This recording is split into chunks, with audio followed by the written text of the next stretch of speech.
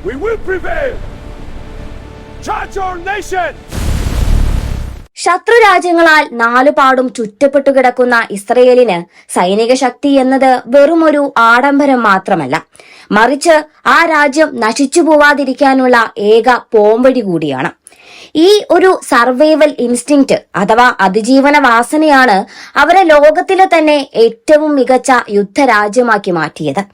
സ്വന്തം നിലനിൽപ്പിനായുള്ള അതിജീവന പോരാട്ടങ്ങളിലൂടെ ലോകത്തിലെ വിശിഷ്യ മധ്യപൂർവ്വ ദേശത്തെ ഏറ്റവും നിർണായകമായ ഒരു സൈനിക ശക്തിയായി പരിവർത്തനപ്പെട്ട ഒരു കൊച്ചു രാജ്യമാണ് കിഴക്കേ മെഡിറ്ററേനിയൻ തീരത്ത് സ്ഥിതി ചെയ്യുന്ന ഇസ്രയേൽ എന്ന ജൂതരാഷ്ട്രം.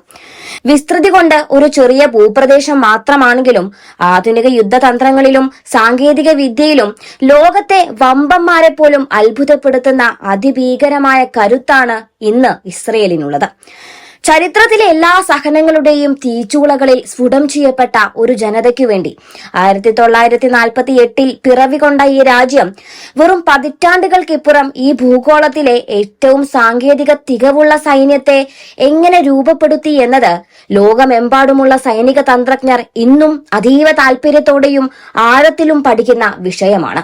പൗരന്മാരുടെ അചഞ്ചലമായ ദേശസ്നേഹവും ശാസ്ത്രീയമായ വളർച്ചയും കൃത്യമായ ആസൂത്രണവും ഒത്തുചേരുമ്പോൾ ഇസ്രയേൽ ഒരു രാഷ്ട്രമെന്നതിലുപരി ഒരു സൈനിക പ്രതിഭാസം കൂടിയായാണ് ഇവിടെ മാറുന്നത്. പതറാത്ത പോരാട്ട വീര്യവും അത്യാധുനിക ആയുധ ശേഖരവും കൈമുതലായുള്ള ആ കൊച്ചു രാജ്യത്തിന്റെ അവിശ്വസനീയമായ സൈനിക വളർച്ചയുടെയും അവരെ ഇതിനെ പ്രേരിപ്പിച്ച ചരിത്രപരമായ ഘടകങ്ങളുടെയും നിഗൂഢമായ രഹസ്യങ്ങളിലേക്കാണ് നമ്മൾ ഇന്ന് ആഴത്തിൽ കണ്ണോടിക്കുന്നത്. 1948 ഇസ്രയേൽ സ്ഥാപിതമായ ആ നിമിഷം മുതൽ അവർക്ക് നേരിടേണ്ടി വന്നത് അതിഭീകരമായ വെല്ലുവിളികളായിരുന്നു. രാജ്യം നിലവിൽ വന്ന ഉടൻ തന്നെ അയൽപ്പക്കത്തുള്ള അറബ് രാജ്യങ്ങൾ ഒന്നടങ്കം ഇസ്രയേലിനെ ആക്രമിച്ചു. അംഗബലത്തിൽ വളരെ പിന്നിലായിരുന്നിട്ടും അസാമാന്യമായ യുദ്ധതന്ത്രങ്ങളിലൂടെ ഇവർ വിജയിച്ചു കയറി. ഇതിനു മുമ്പേ തന്നെ ഹഗാന, ഇർഗുൻ, ലേഹി തുടങ്ങിയ അർദ്ധസൈനിക വിഭാഗങ്ങളിലൂടെ ജൂത സമൂഹം തങ്ങളുടെ സായുധ പ്രതിരോധം ശീലിച്ചിരുന്നു. നിരന്തരമായ ജാഗ്രതയും യുദ്ധസന്നദ്ധതയും മാത്രമാണ് നിലനിൽപ്പിനുള്ള ഏക മാർഗമെന്ന തിരിച്ചറിവാണ് ഇസ്രയേലിന്റെ സൈനിക നയങ്ങൾക്ക് അടിത്തറയിട്ടത്. ഇതിന്റെ ഭാഗമായി അവർ നടപ്പിലാക്കിയ ഏറ്റവും പ്രധാനപ്പെട്ട സംവിധാനമാണ് നേഷൻ ഇൻ ആംസ് അഥവാ നിർബന്ധിത സൈനിക സേവനം. 18 വയസ്സ് തികയുന്ന എല്ലാ പൗരന്മാരും, പുരുഷന്മാർ 3 വർഷവും സ്ത്രീകൾ 2 വർഷവും നിർബന്ധമായും സൈന്യത്തിൽ സേവനമനുഷ്ഠിക്കണം. സേവനകാലം കഴിഞ്ഞാലും ഇവർ റിസർവ് സേനയുടെ ഭാഗമായി തുടരും.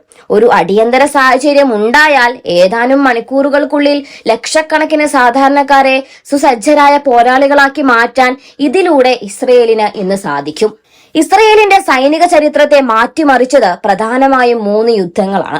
1956 സൂയിസ് പ്രതിസന്ധിയിലൂടെ ശത്രുവിന്റെ മണ്ണിൽ കയറി ആക്രമിക്കാനുള്ള ശേഷി അവർ തെളിയിച്ചു. 1967 6 യുദ്ധത്തിൽ വെറും 6 ദിവസം കൊണ്ട് ഈജിപ്ത്, ജോർദാൻ, സിറിയ എന്നീ രാജ്യങ്ങളെ പരാജയപ്പെടുത്തി ഗസ, വെസ്റ്റ് ബാങ്ക്, ഗോലാൻ കുന്നുകൾ തുടങ്ങിയ തന്ത്രപ്രധാന മേഖലകൾ അവർ പിടിച്ചെടുത്തു. 1973 യോം കിപ്പൂർ യുദ്ധത്തിലൂടെ അപ്രതീക്ഷിത ആക്രമണങ്ങളെ നേരിടാനുള്ള ഇന്റലിജൻസ് സംവിധാനങ്ങളുടെ പ്രാധാന്യം അവർ തിരിച്ചറിഞ്ഞു. വൈരികളുടെ എണ്ണക്കൂടുതലിനെ സാങ്കേതിക മികവ് കൊണ്ട് നേരിടുക എന്നതാണ് ഇസ്രയേൽ ശൈലി.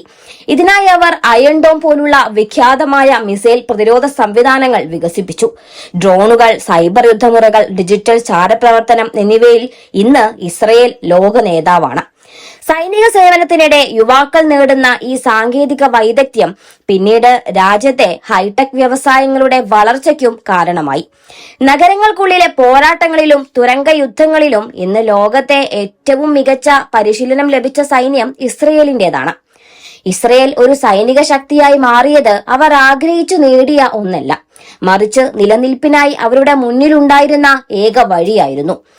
ഓരോ പൗരനും പോരാളിയായ, ഓരോ വീട്ടിലും ആയുധങ്ങളുള്ള, ശാസ്ത്രത്തെ യുദ്ധതന്ത്രമാക്കി മാറ്റിയ ഇസ്രയേൽ ഇന്ന് ലോകത്തിലെ ഏറ്റവും ശക്തമായ പ്രതിരോധ കവചങ്ങളിൽ ഒന്നായി പരിണമിച്ചിരിക്കുന്നു. ചരിത്രവും സാങ്കേതിക വിദ്യയും ഇഴചേർന്ന ഈ സൈനിക വളർച്ച മറ്റേതൊരു രാജ്യത്തെ വെച്ച് നോക്കുമ്പോഴും ഒരു രാജ്യമെന്ന നിലയിൽ എല്ലാവർക്കും ഒരു പാഠമാണ്.